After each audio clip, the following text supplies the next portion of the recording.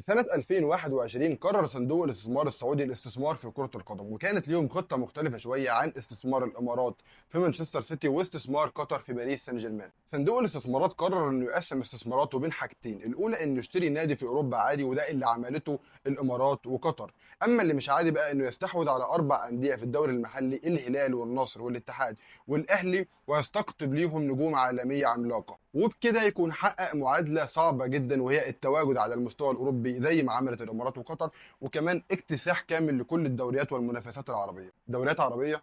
أنا قلت دوريات عربية؟ حبيبي، حسب رؤية المملكة 2030 المفترض يكون الدوري السعودي ضمن أكبر 10 دوريات في العالم، والحقيقة إن ده متحقق حاليا وإحنا في 2025. الدوري السعودي اوريدي وبشهادة الجميع موجود ضمن أكبر 10 دوريات في العالم.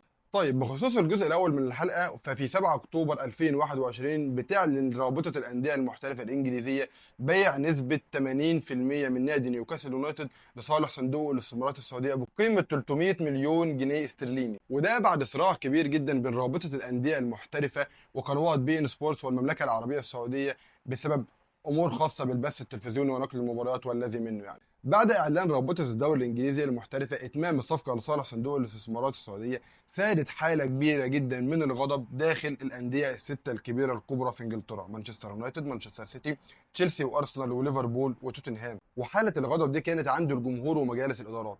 بالمناسبة، الكل كان خايف من دخول السعودية بصفتها كدولة متمثلة في صندوق الاستثمارات السعودية بقيادة ولي العهد الأمير محمد بن سلمان، لان التوقعات وقتها كانت عاليه جدا جدا. الناس في انجلترا قالوا ان هم هيجوا يشتروا صلاح ومبابي وميسي ورونالدو ومحمد مجدي قفشه شخصيا، وهيقلبوها دريم ليج كالعاده، ومحدش لا هياكل ولا هيشرب معاهم. ولكن يا عزيزي، ما كانش ده تفكير الاداره السعوديه تماما. تفكير الاداره السعوديه وقتها كان وضع الثقه في مدرب شاب اسمه ايدي هاو وابرام بعض الصفقات المتوسطه اللي هتاخد النادي من مراكز متاخره جدا في الجدول الى تحسين النتائج، وانهم يمشوا في منحنى تصاعدي لحين تنفيذ رؤيه المملكه 2030. وقبل ما اقول لك يا عزيزي مين هم الصفقات المتوسطه دول، خليني اقول لك ان نادي نيوكاسل يونايتد كان بيمر بحاله فنيه سيئه جدا جدا جدا، لدرجه ان النادي كان قريب جدا من الهبوط لدوري الدرجه الثانيه او الشامبيونشيب. الفريق كان في المركز قبل الاخير في الدوري موسم 2021 وقبل نهايه الدور الاول بجولتين بس. وبمجرد فتح اول سوق الانتقالات بدا النادي في ابرام صفقاته: تريبير من اتلتيكو، تونالي، هارفي بارنز، انتوني جوردون، برونو جومارايش، بوب، واخرهم كانت صفقه الكسندر ايزاك، وكانت اغلى صفقه بقيمه 70 مليون يورو. وبعد الصفقات دي اتحسن مستوى النادي بشكل كبير جدا، ويكفيني اقول لك ان بعد مرور سنه بس من كونه موجود في المركز قبل الاخير في الدوري اصبح موجود في المركز الثاني، وقدر انه يفنش الموسم في المركز الرابع ويتاهل كمان على المستوى الاوروبي ويشارك في دوري ابطال اوروبا، وده بعد غياب 20 سنه من اخر مشاركه ليهم في دوري ابطال اوروبا. وللاسف يا عزيزي الحظ جابه في مجموعه الموت، ووقع في مجموعه فيها بروسيا دورتموند الالماني وباريس سان جيرمان الفرنسي واي سي ميلان الايطالي، فما قدرش ان هو يكمل للدور التالي. وما وقفتش عند كده يا عزيزي، النادي قدر انه يحقق بطوله بعد غياب 70 سنه بعد ما كسب ليفربول في نهائي كاس رابطه الانديه المحترفه. To put Liverpool to bed here. And it's Isak. Oh, that's outstanding. What a finish from Alexander Isak. ومتوقع ليهم جدا جدا تطور كبير واستمراريه وكمان تحقيق بطولات على المدى البعيد، وكل ده بفضل الاداره السعوديه.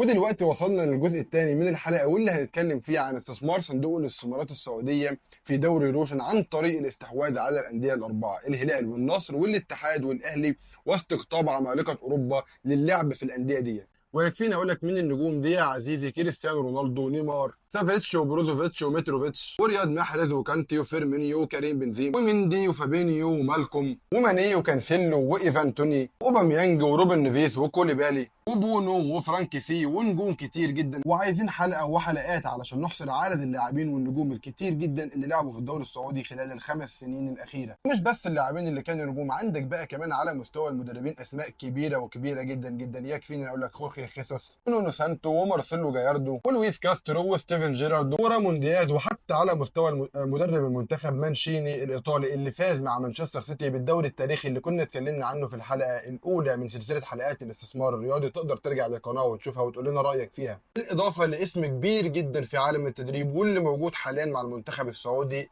هيرفي رينارد. استقطاب المملكة لكل النجوم دي غير خريطة العالم في الكورة، وسلط الضوء أكتر على المنطقة العربية بشكل عام والمملكة العربية السعودية بشكل خاص. ولك أن تتخيل إن كل الأسماء والنجوم دي فضلت أندية السعودية على عمالقة وأندية أوروبا، ونشطت كتير جدا من السياحة في المملكة العربية السعودية. وبالمناسبة بتحقق السعودية أرباح كبيرة جدا جدا، أضعاف الفلوس اللي بتديها للاعيبة دي. يعني الموضوع مش رمي فلوس على الأرض وخلاص، ولا إن المملكة عايزة تاخد لقطة باستقطابها لكل النجوم دي.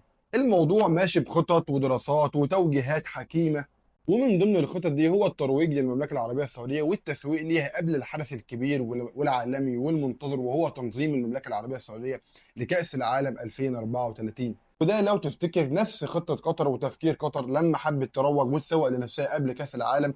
السعودية مش بس اشترت نادي في أوروبا، ولا عملت مجموعة صفقات للاعيبة يلعبوا في أندية الدوري السعودي.